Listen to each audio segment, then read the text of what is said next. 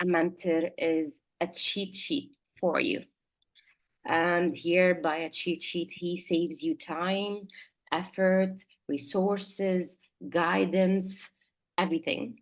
And literally, even though whether you continue as an entrepreneur or not, but having a mentor really saves a lot of effort. I've seen it under Businessita. There are projects that we needed to go back like a year or so, and the client was like, but that's my effort. And I'm like, I'm sorry, but it's done wrong.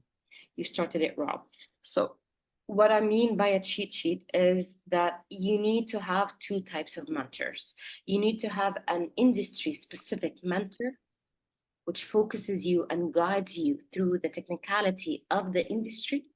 And you need to have an entrepreneurial mentor who knows the entrepreneurship journey and walks with you through the entrepreneurship journey and can read off of you what's happening to you. So for example, I can read that an entrepreneur is getting in the burnout loop. So I'll tell them, you know what, pause for now and take a break. I can read off an entrepreneur, you playing the perfectionist loop. You're doing this, take care, you're playing that. So that's the entrepreneurial side of the journey. But on the other hand, me as an entrepreneur mentor, I do not have the industry expertise for fashion. I do not have the industry expertise for technology. So here comes the power of two mentors. And usually I don't recommend having more than two mentors.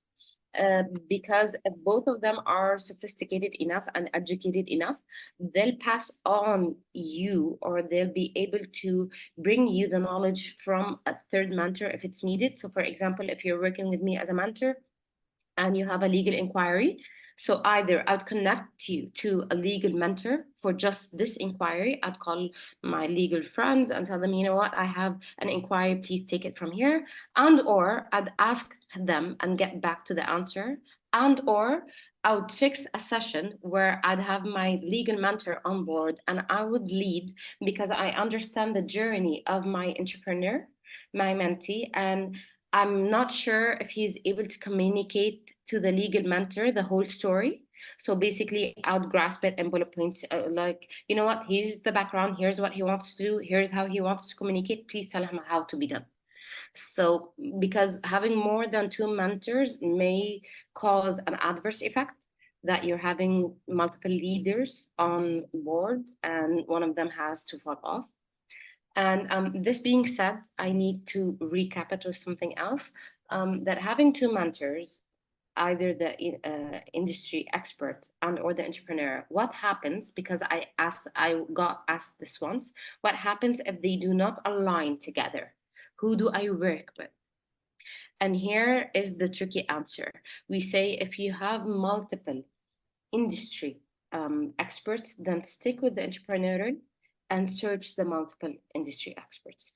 If you do not have multiple, because usually what happens here is the entrepreneur is more innovative, is more fast paced, is more aware of what's happening in multiple dynamics, and the industry expert is stuck in the industry itself.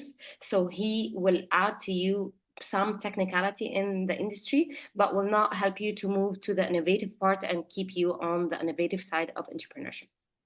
But if the industry is limited, and that's for niche, for example, people who work in astronaut clothing, for example, or with NASA. So these experts are not common in ecosystems.